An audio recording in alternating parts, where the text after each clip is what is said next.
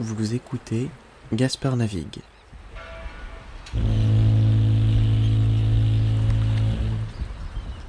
Un podcast où je navigue vers un monde plus tolérant. Bienvenue à bord. Je suis votre capitaine, Gaspard.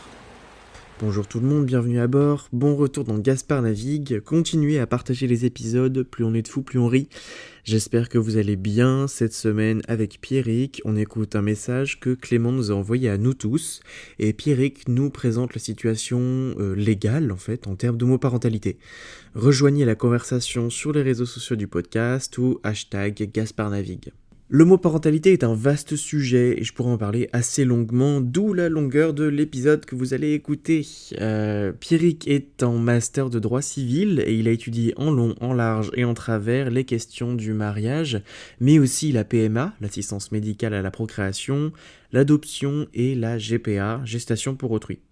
Nous ne pouvons pas couvrir vraiment tous les aspects de cette discussion qui est, je trouve, personnellement vitale. Je souhaiterais en effet avoir des enfants et la nature n'étant pas toujours bien faite, je ne peux avoir un enfant avec l'homme que j'aime par procréation charnelle. D'où l'importance de traiter le sujet de l'homoparentalité d'un point de vue légal pour l'instant, parce que tout simplement on manque un petit peu d'expérience en tant que parent, dans la mesure où nous manquons d'expérience chacun en tant que parent, ce qui est normal. Si le sujet vous intéresse, je reviendrai dessus avec plaisir, par un autre angle d'attaque, parce qu'aujourd'hui avec Pierrick, on va vraiment décortiquer l'aspect légal de l'homoparentalité. On va parler théorie, mais aussi pratique dans une mesure largement moindre. Si vous souhaitez partager votre expérience en tant que parent, homo, hétéro, cisgenre, trans, divorcé, remarié, en concubinage, je souhaite vraiment découvrir plusieurs facettes de la parentalité, de l'homoparentalité, et je serai heureux d'entendre vos voix, donc contactez-moi sur les réseaux sociaux. J'aimerais préciser que nous allons brièvement parler de religion et de personnes qui s'opposent à la libre expression de l'amour en utilisant des arguments désuets basés sur des croyances qui ne sont pas les leurs. Si vous faites partie de ces personnes, gardez l'esprit ouvert, nous pouvons tous apprendre les uns des autres, écoutez au moins l'épisode jusqu'au bout avant de déverser votre haine sur les réseaux sociaux. Je vous prie, comme la semaine dernière, d'excuser les quelques bruits de fond que je n'ai pas réussi à supprimer. Nos voisins du dessus finissent enfin leurs travaux. J'espère que ça ne vous dérangera pas trop dans l'écoute. Encore une fois, je vous souhaite plein de bonheur, une bonne écoute. On se retrouve la semaine prochaine pour de nouvelles aventures avec une habituée du podcast, la talentueuse et engagée créatrice et animatrice de Discutons Féminisme et Bloc FM, Marie. Bonne semaine, bonne écoute. Je voulais aussi parler avec toi de tout ce qui touche à l'homoparentalité, la GPA, la PMA, l'adoption, parce que c'est quelque chose que tu as pas mal étudié dans tes études. Tu fais un master de droit. Et donc là, c'est une discussion qu'on a déjà eue tous les deux, et c'est une discussion qui a été soulevée. Donc notre pote Clément m'a envoyé un enregistrement un peu plus tôt, que je vais te faire écouter. Et j'aimerais juste après, peut-être tu nous partages un petit peu quelques-unes de tes connaissances par rapport à ça et qu'on en discute un petit peu si ça te va.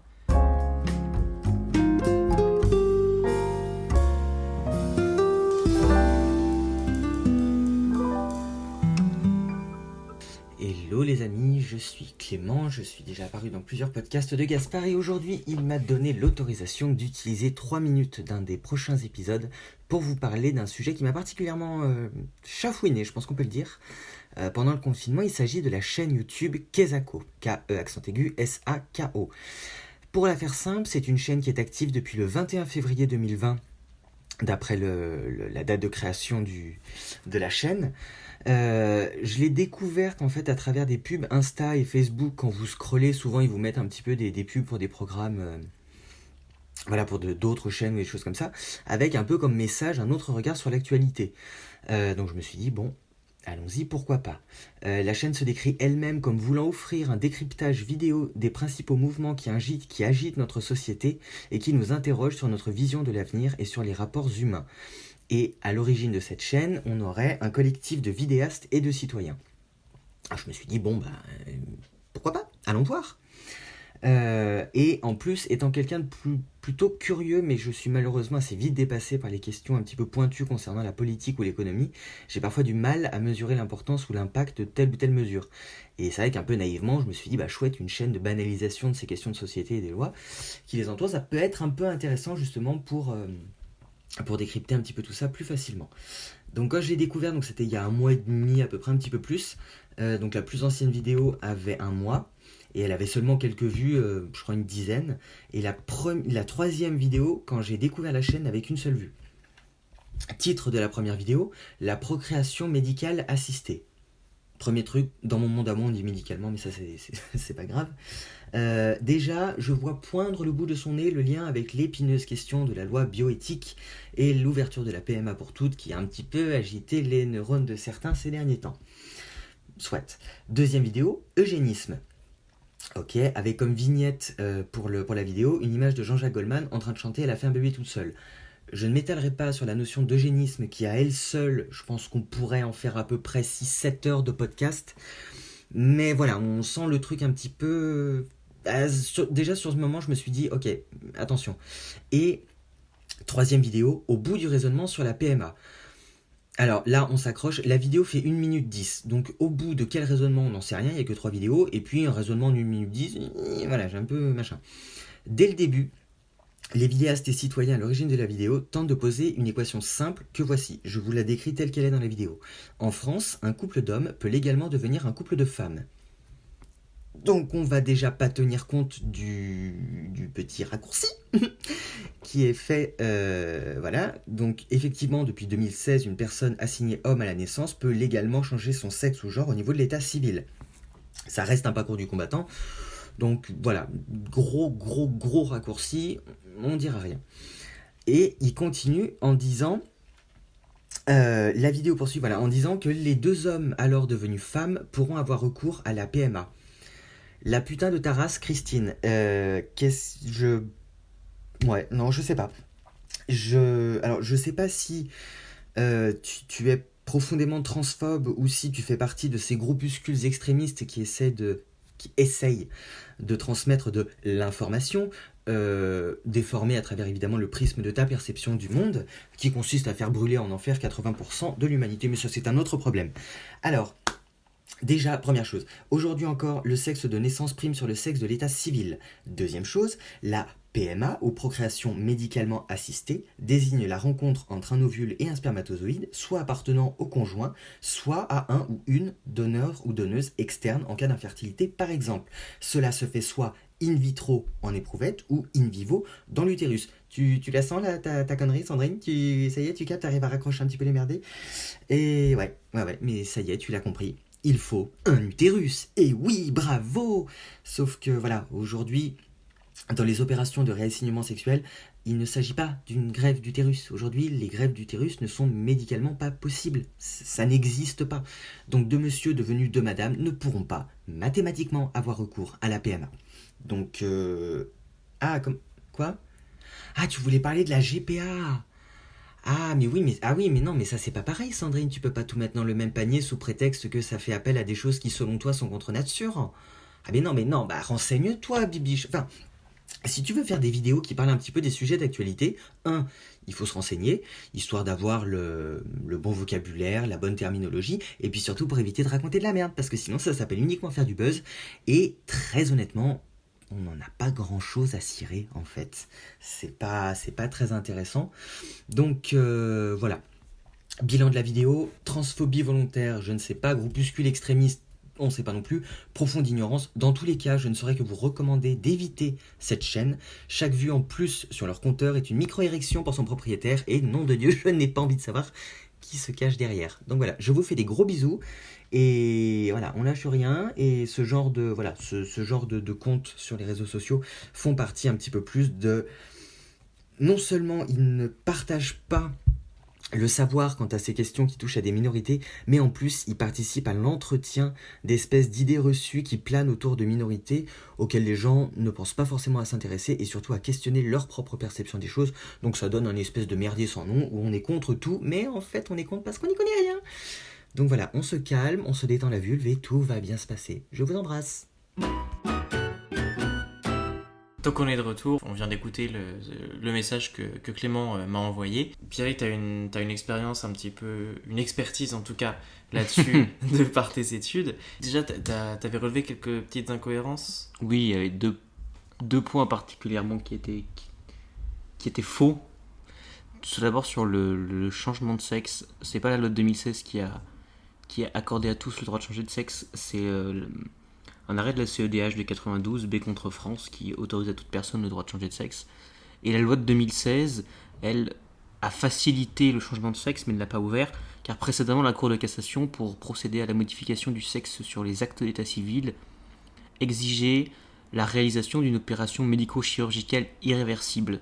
Et donc le changement de sexe était conditionné à cette opération médicale et était donc lourd de conséquences. C'est la loi de 2016 qui est intervenue pour dire que désormais cette opération n'est plus nécessaire et c'est vraiment le comportement social de la personne qui est pris en compte pour faire droit ou non à son changement de sexe. Et ensuite le second point, si je me souviens bien, à un moment donné Clément il a dit que la PMA n'était pas ouverte aux couples de personnes transgenres parce que le sexe de naissance prime sur le sexe de l'état civil. Alors c'est pas le cas, c'est bien entendu le sexe de l'hétérosexualité telle que définie par le Code de la santé publique s'agissant des conditions d'ouverture de la PMA au couple. Oui, donc c'est bien le sexe sur l'état civil qui prime et pas le sexe de naissance. Pour déterminer si le couple est hétérosexuel, le seul moyen dont dispose le droit pour le savoir, c'est ce qui est écrit sur les actes d'état civil. Donc une personne transgenre, si elle est dans un couple hétérosexuel, peut très bien avoir recours à la PMA. Dès lors que, bien entendu, elle est avec une femme disposant d'un appareil génital permettant d'accueillir un enfant, donc un utérus, quoi. Dit plus vulgairement. Mais du coup, ça veut dire qu'un homme trans, s'il est avec une femme trans, peut théoriquement recevoir un... Oui, ils peuvent théoriquement faire une PMA dès lors que c'est un couple hétérosexuel. Après, il faut bien entendu que il y en ait un des deux qui ait un utérus pour accueillir l'enfant. Sinon, ça sera une GPA. C'est pour l'instant très théorique parce que la loi de 2016, quand elle est intervenue pour supprimer cette condition d'une opération médico-chirurgicale irréversible, a en fait pas du tout pensé à toutes ces questions et à toutes les conséquences que cette ouverture pouvait avoir. Donc, il y a une partie de la doctrine juridique qui dit que oui, c'est possible. Ça reste encore abstrait parce que voilà, la loi de 2016 n'a pas répondu sur ce point-là. Donc, théoriquement, c'est possible. Un couple de personnes transgenres hétérosexuelles, ça peut exister. Et comme maintenant, ils n'ont plus besoin d'avoir d'ablation de leur appareil génital, ils peuvent théoriquement conserver leur utérus et donc avoir un enfant par le biais d'une PMA. Pour bien planter la différence, qu'est-ce que c'est la différence entre une PMA et une GPA ? La PMA, c'est donc une intervention médicale qui consiste à créer un embryon en laboratoire et après à l'implanter dans le corps d'une femme, sachant que la particularité de la PMA, c'est que la femme fait partie du couple ayant recours à la PMA. Ou c'est elle qui va recevoir, c'est elle qui va se voir implanter dans son utérus l'embryon. La différence avec la GPA, c'est donc qu'il y a l'intervention d'un tiers, une mère porteuse, qui, elle, sera chargée de porter l'enfant. Le grand débat un petit peu au niveau des couples homosexuels, ça va être un petit peu avoir différentes options. Parce qu'évidemment, l'option, entre guillemets, naturelle de reproduction, c'est-à-dire par le sexe des deux membres du couple qui obtient un enfant, est plus compliquée avec la procréation charnelle. La procréation charnelle est plus compliquée dans un couple homosexuel. C'est pas qu'elle est plus compliquée, c'est qu'elle est, par définition, impossible. Oui. Après, oui, dans la communauté LGBT, elle est compliquée. Dans un couple homosexuel, elle est impossible. Quoique. Un couple homosexuel au sein duquel il y a une des deux personnes qui est transgenre peut potentiellement avoir un enfant, donc ça peut être un couple homosexuel qui peut avoir un enfant par procréation charnelle. Mais ça reste des cas à la marge. Je pense que oui, ce sont des cas à la marge. Mais du coup, donc, les possibilités pour un couple homosexuel composé de deux personnes cisgenres, pour restreindre le champ des possibilités, ne peut avoir un enfant aujourd'hui que... Alors, est-ce qu'il peut avoir un enfant par adoption ? Il peut avoir un enfant par adoption française, donc ça peut être une adoption simple ou une adoption plénière, et potentiellement il peut avoir recours à une adoption internationale et donc adopter un enfant qui est né dans un pays étranger, mais là c'est extrêmement limité parce que c'est seulement dans les États qui eux autorisent une telle adoption. Donc je crois que c'est une dizaine d'États Ok. qui permettent une adoption par les couples homosexuels. Et quand une adoption simple, adoption plénière? Une adoption simple, c'est qu'un L'adoption- seul des parents qui adopte. Et Alors non, l'adoption l'adoption plénière, c'est les simple ou l'adoption plénière, la particularité essentiellement vis-à-vis de la filiation précédemment établie, c'est que l'adoption simple maintient les liens de filiation établis postérieurement à l'adoption, alors que dans l'adoption plénière, les liens de filiation établis postérieurement à celle-ci sont complètement supprimés. L'adoption plénière, c'est comme un coup de couteau entre les deux filiations, deux. Entre et le donc, passé et... entre le passé et l'avenir, c'est l'enfant qui a une toute nouvelle filiation. La PMA et la GPA, est-ce qu'elles sont possibles aujourd'hui? Donc, il y a la PMA pour toutes, pour les couples homosexuels lesbiens. Alors, actuellement, à ce jour, la PMA elle est possible pour les couples hétérosexuels uniquement. Le projet de loi bioéthique prévoit d'ouvrir la PMA aux couples de femmes et aux femmes seules, donc en supprimant la condition d'une infertilité pathologique. Mais bon, avec l'épidémie du Covid-19, normalement, le projet de loi bioéthique qui a été voté au Sénat en début d'année, dans mes souvenirs, il aurait dû être voté à l'Assemblée nationale, mais il n'a pas été voté à l'Assemblée nationale. Et de ce que j'ai compris récemment, de ce que j'ai pu lire, il devrait être voté d'ici la fin du quinquennat, Ok. donc 2022. Au niveau de la GPA, en France, elle est strictement interdite, c'est l'article 16-1 du Code civil qui prévoit que les conventions de mères porteuses sont interdites. Alors après, la question qui va se poser essentiellement au niveau des PMA et des GPA, c'est la réalisation de PMA et de GPA à l'international dans des pays qui, eux, l'autorisent, et après le retour du couple de parents avec l'enfant. Au niveau de il y a eu une évolution juridique, bon, je pense pas que ça soit très intéressant aujourd'hui de rappeler cette évolution juridique longue. La Cour de cassation, elle s'est prononcée en décembre 2019 pour dire que quasiment maintenant toutes les PMA et GPA réalisées à l'étranger, et même si elles sont illégales au regard du droit français, n'emportent pas de conséquences pour la filiation des enfants, c'est-à-dire que les filiations des enfants établis, des enfants nés de GPA ou de PMA à l'étranger voient leur filiation établie automatiquement sans difficulté en France. Comme diraient certains, les vannes sont ouvertes, les enfants nés de GPA et de PMA à l'étranger peuvent revenir en France, acquérir la nationalité française et voir la filiation à l'égard de leurs parents d'intention, leurs deux parents, que ce soit un couple hétérosexuel et un couple homosexuel reconnu. Ok. Précision faite toutefois que le Sénat en première lecture a décidé de revenir sur cette solution et de dire que désormais les enfants qui seraient nés de GPA à l'étranger ne pourraient plus voir leur filiation automatiquement reconnue à l'égard du parent d'intention et qu'il faudrait nécessairement revenir à l'adoption plénière. Donc en gros le Sénat, à l'initiative de Bruno Retailleau, président du groupe Les Républicains au Sénat, étonnamment a proposé de revenir sur cette avancée que la Cour de cassation a réalisée.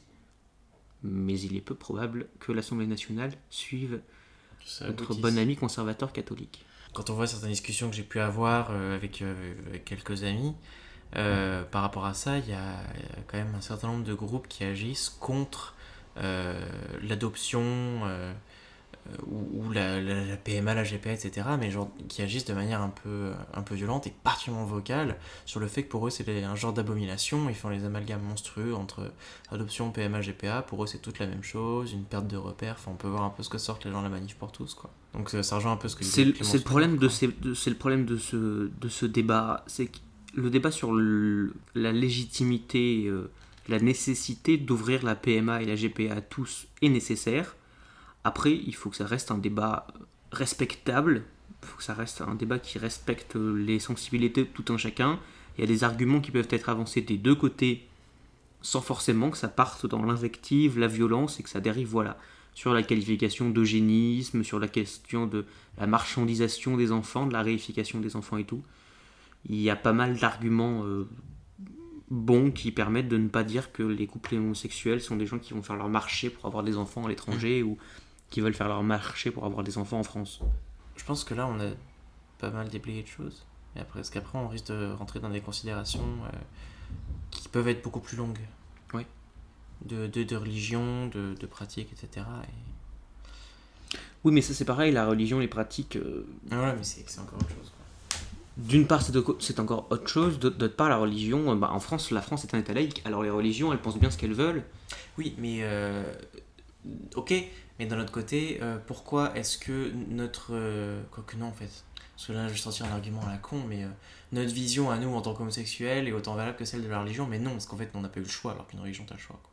Une religion, c'est une foi. Toi, t'as une foi inébranlable en le droit. Moi, j'ai une foi inébranlable en ma bite.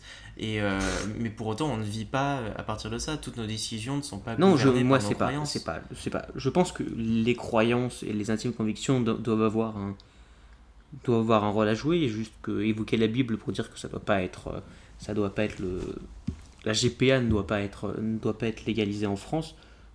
C'est contre l'État laïque. Après, il peut y avoir des arguments de protection des personnes, de protection des enfants, de protection du corps des femmes, ok.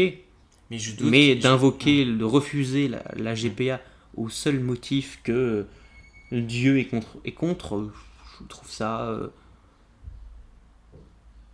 pauvre en argumentation, si ce n'est lamentable. Non, puis je doute qu'il y ait une seule personne au monde, une seule personne homosexuelle ou quoi que ce soit, qui, dans ce débat de rechercher la possibilité de la PMA et de la GPA, comme possibilité d'avoir un enfant, veuille aboutir à une forme de marchandage des enfants ou du corps des femmes.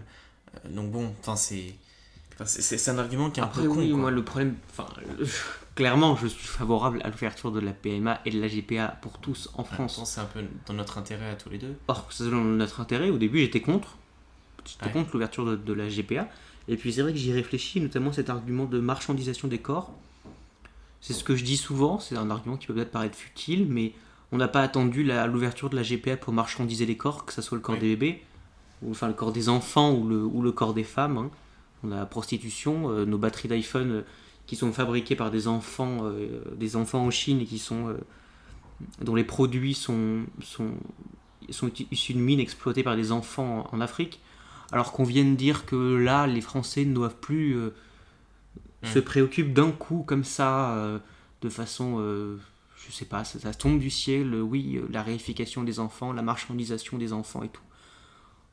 Ouais, c'est un peu hypocrite. C'est triste, ça existe toujours. Alors voilà, la morale des petits bourgeois qui viennent nous sortir que il faut pas faire ça, mais il faut surtout pas marchandiser le corps des enfants, mais qui eux par contre s'empressent à grand coup d'opinion libérale de marchandiser le corps des enfants dans notre pays. Ça me fait doucement rire. Je pense que c'est un argument qu'il faut prendre en compte parce que évidemment ça va accroître la marchandisation.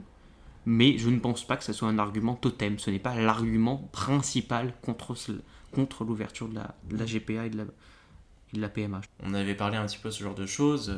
Parce que l'adoption même si l'adoption est possible, ça reste quand même quelque chose d'extrêmement différent et un choix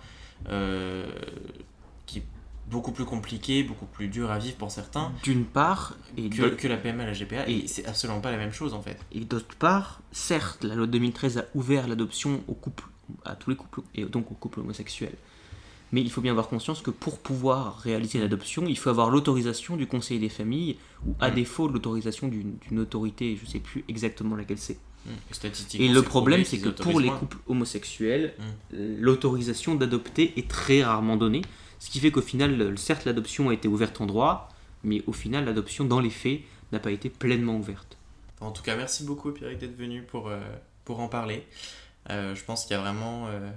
tu m'as donné un peu du grain à moudre, et puis j'espère que ça a un peu inspiré quelques personnes qui ont pu écouter la discussion qu'on vient d'avoir, Pierrick et moi.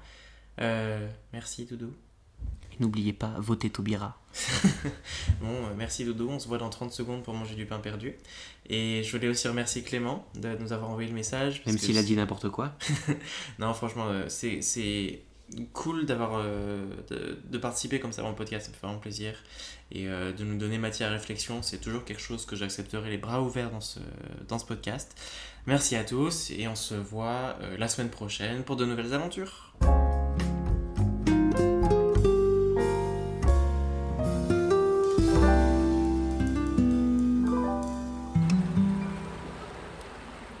Si vous avez aimé cet épisode, n'hésitez pas à vous abonner et laisser un commentaire sur Apple Podcast. Rejoignez-moi sur les réseaux sociaux, Gaspard navigue partout. Si vous souhaitez me soutenir encore plus loin, le lien de mon Ko-fi est disponible dans la description de l'épisode.